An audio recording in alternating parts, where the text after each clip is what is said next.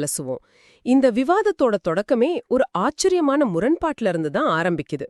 எப்படின்னு சொல்றீங்க? திராவிடர் கழகத் தலைவர் வீரமணி அவங்க ஒரு முறை மேடையில பேசுறப்போ, நாகரிகமா பேச ஈவே ராமசாமிய பார்த்து தான் கத்துக்கணும் அப்படின்னு ஒரு கருத்தை வைக்கிறாரு. ஓ, அப்படியா? ஆமா. இத கெட்டியா புடிச்சுக்கிட்ட கட்டுரையாளர் ஈவேரா எப்படி நாகரிகமா பேசினாருன்னு காட்டுறதுக்கு வெளியில இருந்து எந்த ஆதாரத்தையும் தேடி போகல.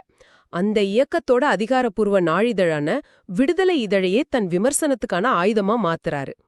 இதுல நீங்க கவனிச்சீங்கன்னா இதுதான் இங்க இருக்கிற ஒரு கூர்மையான தர்க்க உத்தி. எப்படி சொல்றது? நீங்க ஒருத்தரை குறை கூறும்போது அவர் எதிரிகள் சொல்றத ஆதாரமா காட்டினா அதுல பெரிய வலு இருக்காது. ஆமா, அவங்க அப்படிதான் பேசுவாங்கன்னு மக்கள் கடந்து போயிடுவாங்க. சரியா சொன்னீங்க. ஆனா அவரோட சொந்த இதழையே ஆதாரமா காட்டுறது ஒரு ரொம்ப புத்திசாலித்தனமான அணுகுமுறை. இப்ப பாத்தீங்கன்னா 2024 மார்ச் 24ஆம் தேதி வந்த விடுதலை இதழ்ல ஒரு கட்டுரை வந்திருக்கு. அதுல என்ன சொல்லிருக்காங்க? நம் இழிவு ஒழிய இந்த ஆட்சி தேவை அப்படின்ற தலைப்புல வந்த அந்த கட்டுரையில ஈவிஆர் சொன்னதா வர வரிகள் தான் இந்த ஒட்டுமொத்த தர்க்கத்துக்கும் அச்சாரம். அந்த வரிகளை நான் அப்படியே சொல்றேன். சொல்லுங்க. என்னை பொறுத்தவரை எவன் ஆட்சிக்கு வந்தாலும் அவனை நான் சரி செய்து கொள்வேன். என் தயவு எவனுக்கும் வேண்டும். நான் எவனையும் எவன் ஓட்டையும் எதிர்பார்க்கவில்லையே. இப்படிதான் அந்த வரிகள் இருக்கு. இதத்தான் கட்டுரையாளர் ஒரு நுண்ணிய அளவுகோலா வைக்கிறாரு. கொஞ்சம் யோசிச்சு பாருங்க. லட்சக்கணக்கான மக்களால் ஜனநாயக முறைப்படி தேர்ந்தெடுக்கப்பட்ட மக்கள் பிரதிநிதிகளை பார்த்து ஒரு மூத்த தலைவர் அவர் எவர் அப்படின்னு மரியாதையா பேசாம அவன் இவன் எவன் அப்படின்னு ஒருமையில பேசுறாரு. அதுவும் ஒருவித அகம்பாவத்தோட பேசுறாருன்னு கட்டுரையாளர் சுட்டிக்காட்டுறாரு.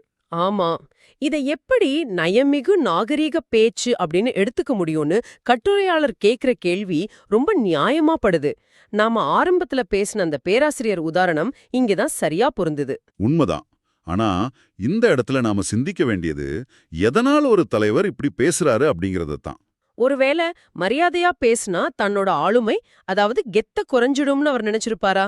அந்த உளவியல் கேள்விதான் இந்த கட்டுரையின் அடிநாதமாவே இருக்கு. எவர் ஆட்சிக்கு வந்தாலும் அவரை நான் சரி செய்து கொள்வேன் அப்படின்னு சொல்றதுக்கும் எவன் வந்தாலும் அவனை அப்படின்னு சொல்றதுக்கும் இடையில இருக்கிற வித்தியாசம் வெறும் இலக்கண பிழையோ இல்ல மொழி பிழையோ கிடையாது. கண்டிப்பா இல்ல.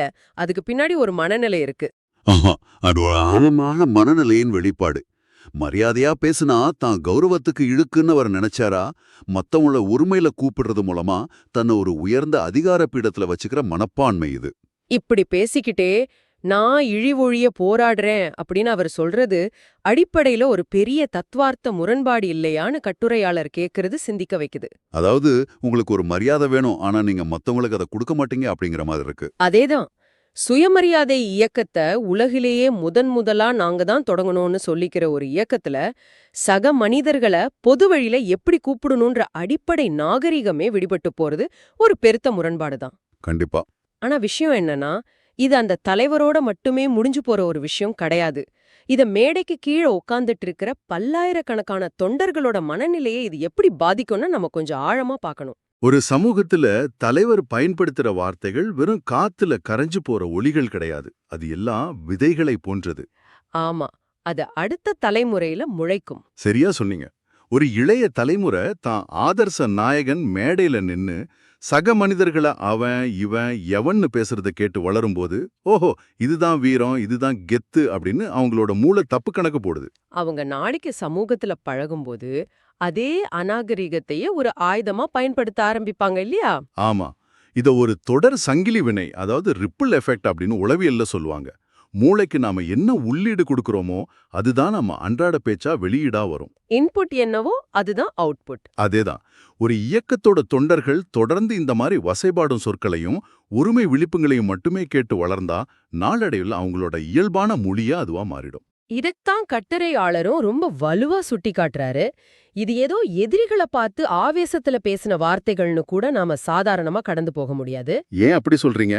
ஏன்னா 1971 ஜான்வரி 6ஆம் தேதி வெளிவந்த விடுதலை நாளிதழின் பேச்ச கட்டுரையாளர் இங்க மேற்கோள் காட்டுறாரு. அந்த காலகட்டத்துல ஈவேராவோட கொள்கைகளை ஏற்றுக்கொண்ட அவருக்கு ரொம்ப நெருக்கமான திமுகவினர் தான் ஆட்சியில இருந்தாங்க. சரி. ஆனா தன்னை சேர்ந்தவர்களையும் தன் சித்தாந்தத்தை பின்பற்றுபவர்களையே மரியாதையா பேச அவருக்கு தோணலையே அப்படிங்கிற யதார்த்தத்தை கட்டுரையாளர் முன்வைக்கிறார். அப்போ கோபத்துல எதிரிகளை பார்த்து வீசப்படுற வார்த்தைகள் கிடையாது இது. இதுவே அவங்களோட இயல்பான மொழி அப்படிங்கறதா இங்க கவனிக்கப்பட வேண்டிய ஒரு விஷயம். ஆமா, அப்படி மரியாதைனா என்னன்னே தெரியாம பேசிட்டு ஈவேராவ சிலர் அவதூறு செய்றாங்கன்னு திராவிடர் கழகத்தினர் இப்போ வருத்தப்படுறது எந்த வகையில நியாயம்னு கட்டுரையாளர் ஒரு கேள்வியும் எழுப்புறார். கட்டுரையாளர் கேக்குற கேள்வி தர்க்க ரீதியா சரியாதான் படுது.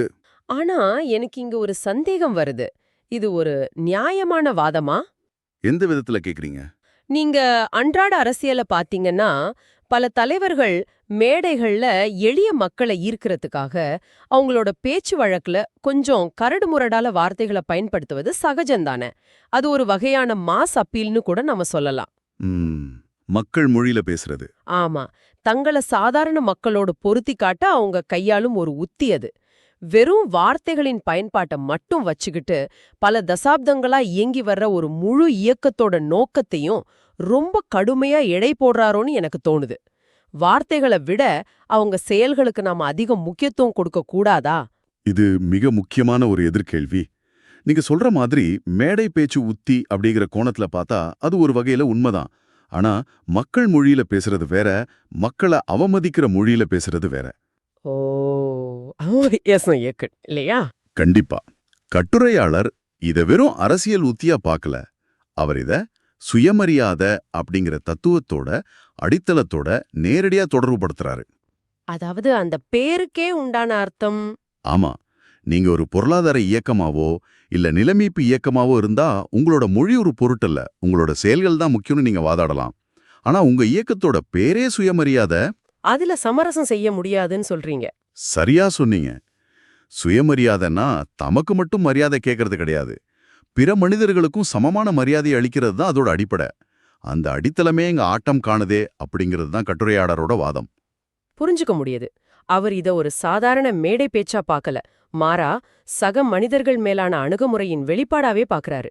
ஆமா, ஒரு மனிதனோட ஆழ்மன சிந்தனையின் கண்ணாடி தான் அவன் உதிர்க்கும் வார்த்தைகள். இது அப்படிங்கிறது தான் இதோட சாராம்சம். இத கட்டுரையாளர் ரொம்ப அழகா அடுத்த கட்டத்துக்கு எடுத்துட்டு போறாரு. வீரமணி அவங்களோட பேச்சை வச்சு சொல்றீங்களா?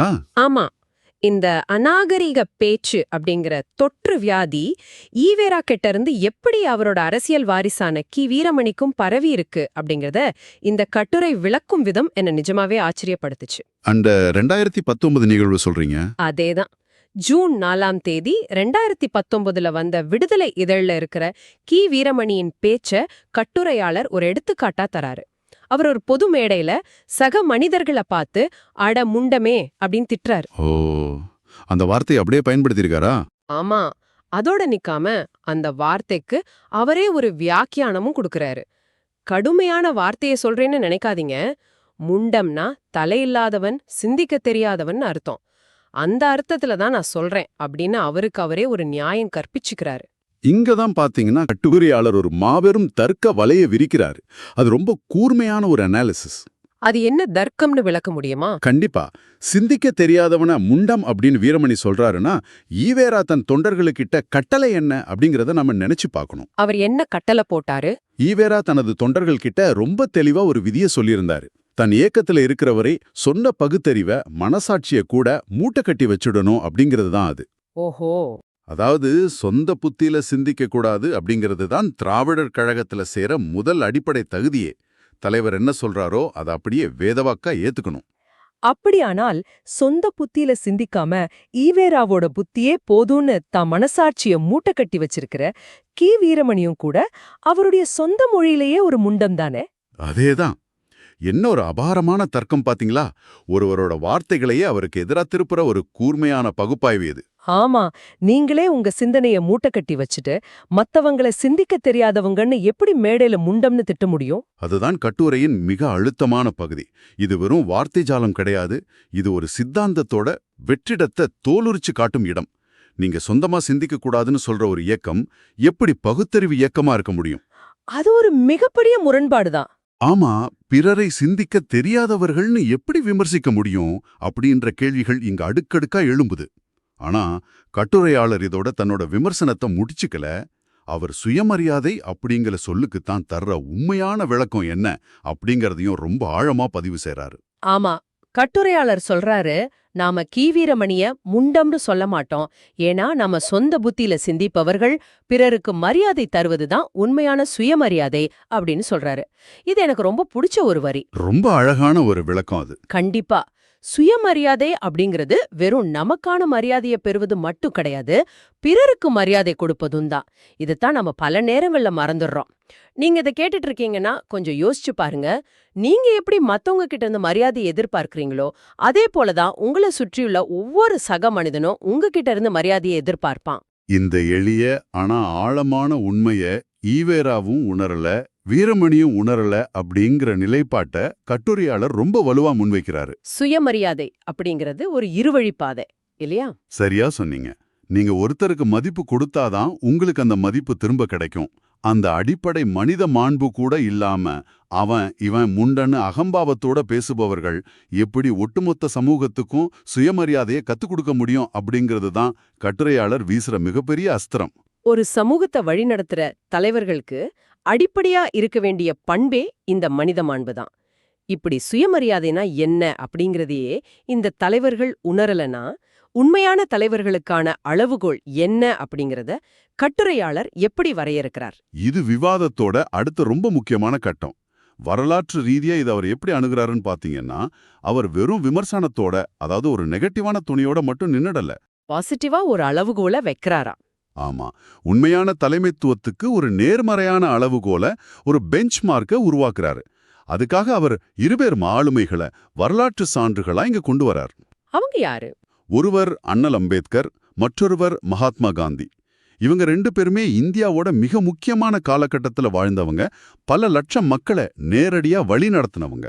ஆனா இவங்க 2 பேருமே முற்றிலும் மாறுபட்ட பின்புலங்கள்ல இருந்து வந்தவங்காச்சே. அவங்களுக்குள்ள மிகப்பெரிய தத்துவார்த்த முரண்பாடுகளும் விவாதங்களும் இருந்ததே. இருந்திருக்கு. ஆனா அவங்க பொது வழியில தங்களை எப்படி வெளிப்படுத்திக்கிட்டாங்கங்கிறது தான் இங்க பேசு பொருள். காந்திக்கும் அம்பேத்கருக்கும் இடையில கடுமையான விமர்சனங்கள் இருந்தது அப்படிங்கிறது மறுக்க முடியாத வரலாற்று உண்மை. ஆமா, அவங்க ஒருத்தர் தர்க்க ரீதியா ரொம்ப கடுமையா தாக்கிக்கிட்டாங்க.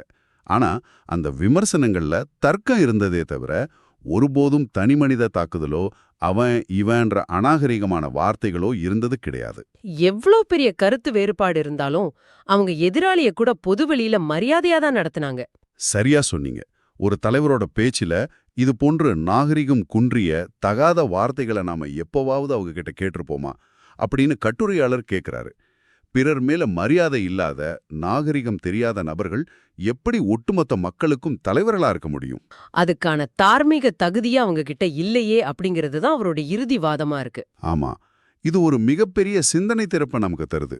ஒருவேளை பிறருக்கு மரியாதை கொடுக்க வேண்டும் அப்படிங்கறத ஒரு தலைவரை தேர்ந்தெடுக்கிறதுக்கான அடிப்படை தகுதி தேர்வாகவோ இல்ல விதிமுறையாகவோ நாம வச்சுட்டா என்ன ஆகும்னு யோசிச்சு பாருங்க. அப்படி ஒரு அளவுகோலை வச்சா ஈவேராவும் சரி, கி வீரமணியும் சரி, அதுல தேர்வதே மிக கடினம்னு கட்டுரையாளர் முடிக்கிறது ஒரு ஆணித்தரமான முத்தாய்ப்பு. ஒரு தலைவன் என்பவன் அறிவால், அன்பால், எல்லாத்துக்கும் மேலா சக மனிதர்கள் மீதான மரியாதையால மக்களை வழிநடத்தணுமே தவிர அகம்பாவத்தாலும் அநாகரியமான வார்த்தைகளாலும் கிடையாது அப்படிங்கறது இந்த கட்டுரை மிக தெளிவா உணர்த்துது. கண்டிப்பா. ஒரு சித்தாந்தம் எவ்வளவு மகத்தானதா இருந்தாலும் அதை வெளிப்படுத்துற சொற்கள் அதுக்கான தகுதியை கொண்டிருக்கணும். நீங்க சொன்ன மாதிரி வார்த்தைகள் அப்படிங்கிறது வெறும் ஒலிகள் கிடையாது. அது ஒரு மனிதனோட உண்மையான முகத்தை காட்டும் இல்லையா? ஆமா, அவை ஒரு மனிதனோட அகங்காரத்தின், அவனது உண்மையான சிந்தனையின் வெளிப்பாடுகள். அதத்தான் இந்த கட்டுரை ரொம்ப துல்லியமா படம் பிடிச்சு காட்டுது. இந்த ஆழமான விவாதத்தோட நிறைவு பகுதிக்கு வந்திருக்கோம். இந்த அலசலின் மூலமா நாம தெரிஞ்சுக்கிட்ட மிக முக்கியமான பாடம் என்னன்னா, சுயமரியாதை அப்படிங்கிறது பொதுவெளியில வீசப்படுற வெறும் கவர்ச்சியான அரசியல் கோஷமாகவோ இல்ல ஒரு தரப்புல இருந்து மட்டும் அதிகாரத்தோட கோரப்படுற உரிமையாகவோ இருக்க முடியாது. அது ஒரு இருவழிப்பாதை. அதேதான், அது சக மனிதர்களுக்கும் எந்தவித நிபந்தனையும் இன்றி பிரதிபலிக்க வேண்டிய பரஸ்பர மரியாதை.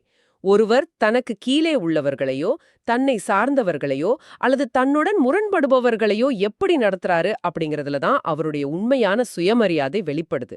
ரொம்ப அழகான ஒரு தொகுப்பு இது.